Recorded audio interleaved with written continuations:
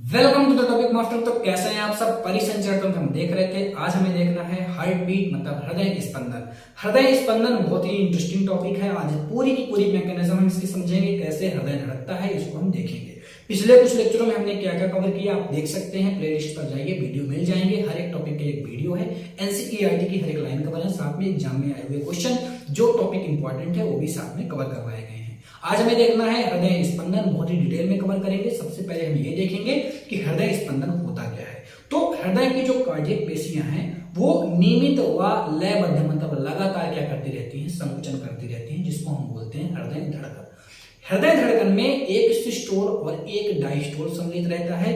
दोनों मिलकर एक हृदय धड़कन का निर्माण करते हैं। हम में 1 मिनट में 72 बार हृदय धड़कता है।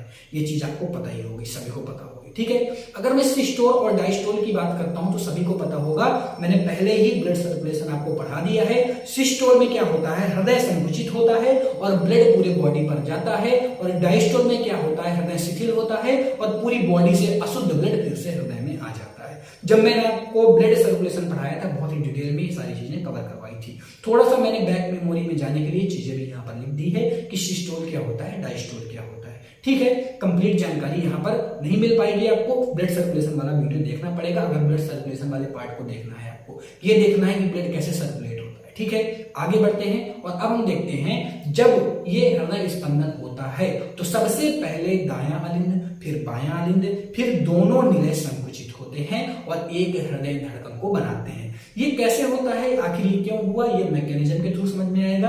मैं आपको डायग्राम दूंगा, एक एक चीजें समझाऊंगा, तब आपको बहुत ही बेहतरीन तरीके से समझ में आएगा कि आखिर दायां अलिंद ही पहले क्यों संकुचित हुआ, फिर बायां क्यों हुआ, फिर निलय क्यों हुए, इनका क्रम क्यों ऐसे बना। ये चीज तब समझ में आएगी जब मैं आपको डायग्राम समझाऊंगा, ठीक है। यहाँ पर आपको 2 तरीके के हार्ट पढ़ने हैं, मायोजेनिक हार्ट और न्यूरोजेनिक हार्ट। मायोजेनिक में क्या होता है, अगर मैं बात करता हूं हम लोगों की, तो हमें क्या होता है, मायोजेनिक हार्ट होता है।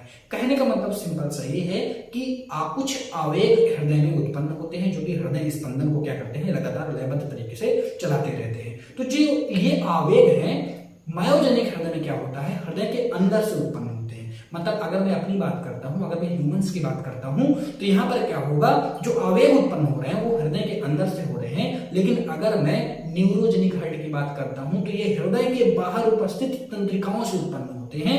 देखिए गाइस, लाइन को मैंने लिखा भी है, बहुत ही इंपॉर्टेंट लाइन है। जो हृदय आवेग है वो एसए नोड से हम में उत्पन्न होता है और हम में एसए नोड पाया कहां पर जाता है, हृदय के अंदर पाया जाता है। अभी मैं आपको समझाऊंगा, डायग्राम लाऊंगा, बताऊंगा कहां पर एसए नोड पाया जाता है। बहुत सारी जानकारी देने वाला हूं आपको ये एसए नोड के बारे में।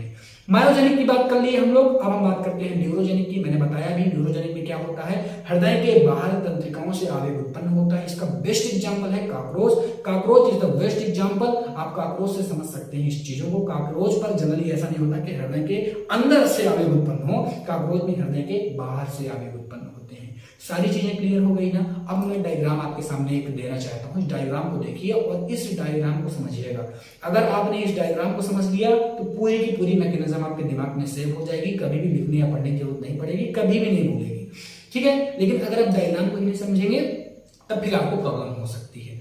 पहले मैं आपको क्रम बताऊंगा, फिर मैं आपको जैसे जैसे मैं स्टेप वाइज बता रहा हूं चीजें वैसे ही आपको समझने की कोशिश करना है, तभी आप समझ पाएंगे। इस कंप्लीट डायग्राम में आपको याद क्या क्या रखना है, सबसे पहले क्या पाया जाता है, नंबर। क्रम बहुत जरूरी है। सबसे पहले पाया जाता है एसए नोड, जिसे हम बोलते हैं साइनोवियल नोड। इसके बाद पाया जाता है एवी नोड। इसके बाद क्या पाया जाता है, एवी नोड। ये क्या हो गया भैया, एसए नोड हो गया। ये क्या हो गया, एवी नोड हो गया। फिर क्या पाए जाते हैं, तीसरे नंबर में पाए जाते हैं बंडल ऑफ हिज। और फिर फोर्थ नंबर में क्या पाए जाते हैं, पुरकुंजे फाइबर्स पाए जाते हैं। अब देखिए, जब हृदय धड़क रहा होता है तो हृदय धड़कन में मैंने अभी एक लाइन लिखवाई कि सबसे पहले राइट वाला अलिंद क्या होता है, संकुचित होता है। मैंने क्या कहा, ये क्या होता है भैया, ये होता है राइट अलिंद। ये कौन सा अलिंद होता है, ये राइट अलिंद होता है, ठीक है। और ये क्या है, ये लेफ्ट अलिंद है। ये क्या है, ये लेफ्ट अलिंद है, ठीक है, इतनी सारी चीजें समझ में आई। मैंने क्यों कहा कि सबसे पहले राइट वाला अलिंद संकुचित होगा, क्योंकि यहाँ पर टोटल जो खेल है वो है आवेगों का। आवेग कौन उत्पन्न करता है? नोड उत्पन्न करते हैं। नोड कैसे कैसे होते हैं मैंने बता दिया। पहले नोड पाया जाता है एसए नोड, फिर एवी नोड, फिर इसके बाद पाए जाते हैं बंडल ऑफ हिज, फिर पाए जाते हैं पुरकुंजे फाइबर्स। ठीक है, ये इनका क्रम है। ये नोड होते हैं जो आवेगों को उत्पन्न करते हैं। सबसे पहला आवेग जो उत्पन्न होता है, जिसकी स्टार्टिंग हम कह सकते हैं कहां से होती है, वो एस ए नोड से होती है। और एस ए नोड स्थित कहां होता है बच्चा? राइट अलिंद में, महाशिराओं के पीछे। ये क्या है? ये महाशिराएं हैं, इनके जस्ट पीछे ये जो स्थित है इसको हम बोलते हैं एस ए नोड। आवेग उत्पन्न कहां से हुआ? एस ए नोड से उत्पन्न हुआ। एस ए नोड से आवेग की उत्पत्ति होती है। अब ये आवेग किस पर चलने लगते हैं? ध्यान दीजिएगा, मेरे डायग्राम को बहुत ही अच्छी तरीके से समझने की कोशिश करिएगा। ये जो आवेग हैं अब ये धीरे धीरे एवी नोड की तरफ बढ़ेंगे और ये तुरंत क्या होगा? एवी नोड में पहुंच जाएंगे। मतलब सेकेंड नंबर में आवेग एवी नोड में कहां से आए? एस ए नोड से आए। सब जितने भी नोड हैं खुद से आवेग उत्पन्न नहीं कर सकते, लेकिन एस ए नोड जो है वो खुद से आवेग उत्पन्न कर सकता है। यही आवेग उत्पन्न करता है, फिर यही सब जगह भेजता है। अब कहां पर आवेग आ गया? एवी नोड पर आ गया। एवी नोड को हम बोलते हैं एट्रीवेंट्रिकुलर नोड। ठीक है, यहाँ पर अब आवेग आ चुके हैं सेकेंड नंबर में। ठीक है, जब आवेग अलिंद पर था तो सबसे पहले ये कौन सा अलिंद था भैया? ये राइट वाला अलिंद था। ये कौन सा था? ये वाला लेफ्ट वाला था। सबसे पहले एस ए नोड जो पाए जाते हैं वो राइट वाले पर पाए जाते हैं। तो सबसे पहले संकुचित कौन सा हुआ? सबसे पहले राइट अलिंद संकुचित होगा। फिर इसके बाद अगर आप देखेंगे यहाँ पर डायमंड्स जो बंडल्स पाए जाते हैं इस पर आवेग जाएगा और लेफ्ट वाले अलिंद संकुचित हो जाएंगे। ठीक है, तो पहले कौन सा हुआ? राइट अलिंद संकुचित हुआ। ये संकुचन का क्रम है बच्चा, बहुत इंपॉर्टेंट है, बहुत बहुत बहुत इंपॉर्टेंट है। फिर इसके बाद लेफ्ट अलिंद संकुचित हुआ। फिर इसके बाद लेफ्ट अलिंद संकुचित हुआ। अब जो आवेग है वो एवी नोड पर पहुंच चुके हैं, मतलब फिर इसके बाद निलय का संकुचन होगा।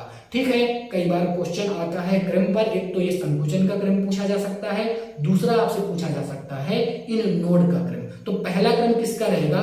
फिर से डायग्राम की ओर आइए और देखिए, जो पहला क्रम है वो किसका रहेगा? एवी एस ए नोड का पहला रहेगा, एवी नोड का सेकंड वाला हो गया, फिर बंडल ऑफ हिज का थर्ड वाला हो गया, फोर्थ नंबर में क्या हो गया? पुरकुंजे फाइबर्स। ये फोर जो हैं, जो मैंने फोर नेमिंग की है 1 2 3 4, ये आपको क्रम से याद रखने हैं। जैसे जैसे आवेग आगे बढ़ता है वैसे वैसे संकुचन होता है। या तो संकुचन का क्रम पूछा जाएगा या तो डायरेक्ट इनका क्रम पूछा जाएगा। एस ए नोड, फिर उसके बाद आता है एवी नोड, फिर उसके बाद आता है बंडल ऑफ हिज, फिर आता है Purkinje fibre. It is very important. इसका जो ऑर्डर है, हमेशा क्वेश्चन पूछा गया है तो ऑर्डर से पूछा गया है, और अदरवाइज इधर उधर से क्वेश्चन जो पूछे जाते हैं बहुत ही कम पूछे जाते हैं। ऑर्डर बहुत ज्यादा इंपॉर्टेंट है। मैक्सिमम रिपीटेड वे पर क्वेश्चन पूछे गए हैं ऑर्डर से। ठीक है, आगे बढ़े क्या? अब हम देखते हैं एस ए नोड के बारे में। मैंने जैसा कि बताया, इसको साइनोट्रियल नोड के नाम से भी जानते हैं, इसको हम पेस मेकर भी बोलते हैं, और इसको हम हार्ट ऑफ हार्ट भी बोलते हैं।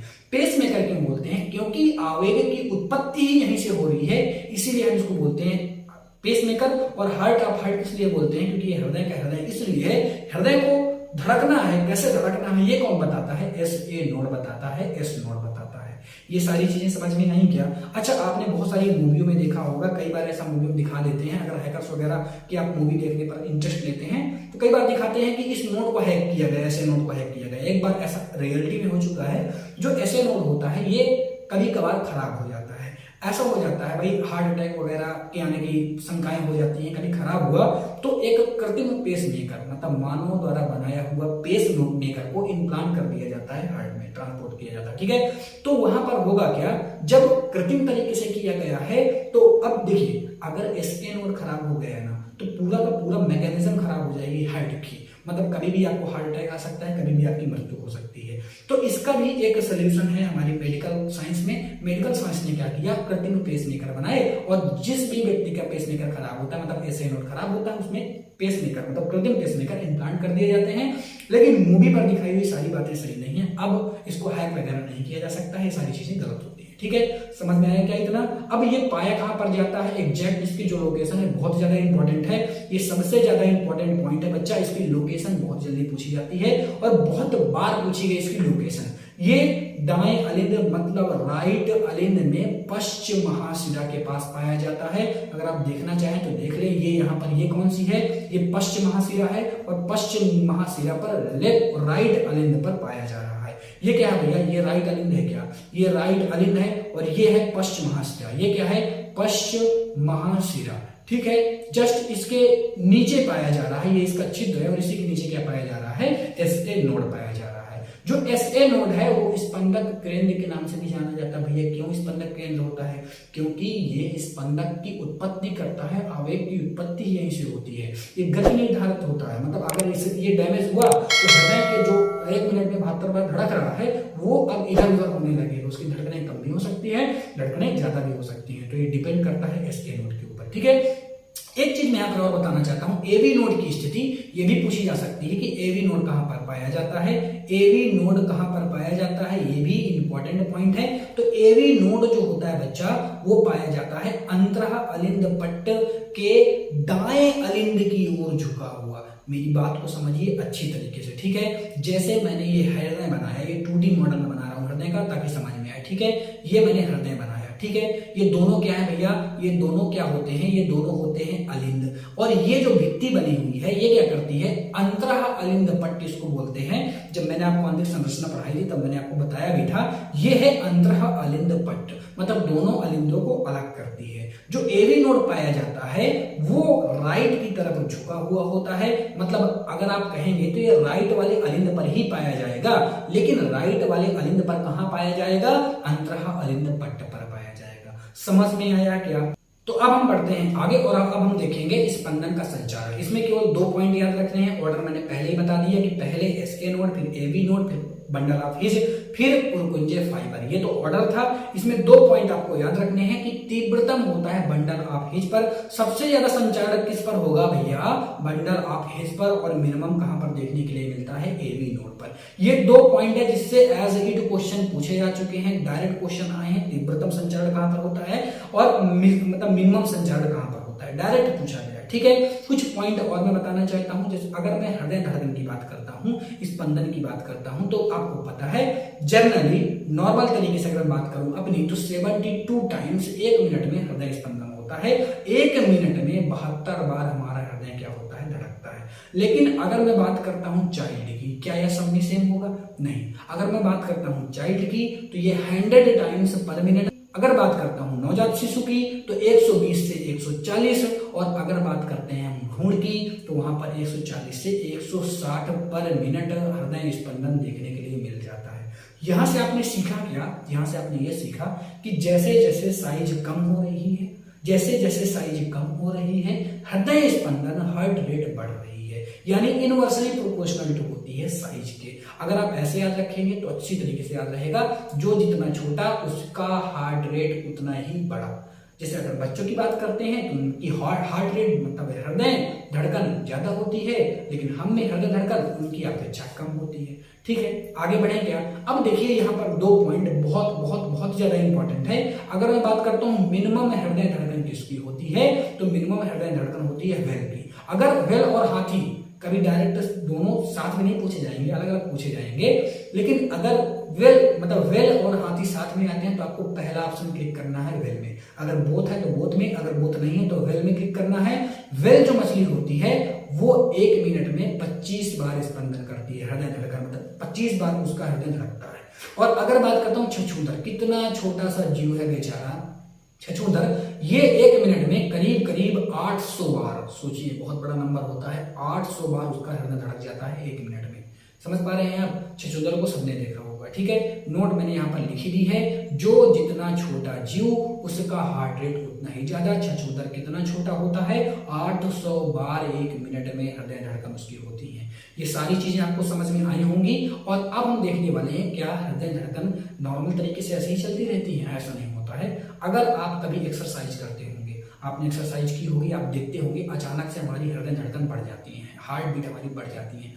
द रीजन इज क्योंकि आप उस समय व्यायाम कर रहे हैं, एक्सरसाइज कर रहे हैं, ऑक्सीजन अधिक मात्रा में टिश्यू को चाहिए, इसीलिए हृदय धड़कन को तेज होना जरूरी है। क्योंकि हृदय, आप पता है हृदय ब्लड को भेजता होता है, ब्लड में होती है ऑक्सीजन, जितना जल्दी जल्दी वो ब्लड को भेजेगा उतनी ही ऑक्सीजन की आपूर्ति हो पाएगी, इसीलिए यहाँ पर हृदय धड़कन बढ़ जाती है। अचानक से डर लगता है तो हृदय धड़कन बढ़ सकती है, अचानक से क्रोध आता है तो भैया हृदय धड़कन बढ़ सकती है। और अगर रक्त की कमी है, अगर आपके शरीर में ब्लड की कमी है, तो जनरली 72 टाइम्स जो होती है हार्ट रेट वो नहीं होती, इससे ज्यादा हार्ट रेट हो जाती है। तो हमें इससे ये भी पता चल सकता है कि अगर हमने व्यायाम भी नहीं किया, हमने एक्सरसाइज भी नहीं की कहीं, और हम डरे भी नहीं, हमें क्रोध भी नहीं आ रहा, लेकिन तब भी हार्ट रेट नॉर्मल नहीं है, तो इसका मतलब ये भी है अगर वो हार्ट रेट इंक्रीज है, मतलब 72 से ज्यादा है, तो हम ये कह सकते हैं, एक अनुमान लगा सकते हैं कि इस पर रक्त की कमी भी हो सकती है। ये सारी चीजें आपको समझ में आई होंगी। आई होप पूरा का पूरा जो लेक्चर था आपको बहुत ही अच्छे तरीके से समझ में आया होगा। एक बार आप कमेंट करके बताएंगे मुझे कि कहाँ पर प्रॉब्लम आ रही है, कहीं भी कोई भी प्रॉब्लम हो आप तत्काल कमेंट करेंगे, ठीक है। बहुत ही अच्छी तरीके से चीजों को कवर करवाया जाता है, आप देखते होंगे। अगर आप क्वेश्चन प्रैक्टिस करेंगे तो आपको कभी भी कोई भी प्रॉब्लम नहीं आ सकती, क्योंकि बहुत ही बेहतरीन स्लाइड बनाई जाती है, हर एक पॉइंट को कवर करवाया जाता है, ठीक है। तो फिर मिलता हूँ आपसे नेक्स्ट लेक्चर पर, आप कमेंट जरूर करेंगे, मैं ये मान के चल रहा हूँ।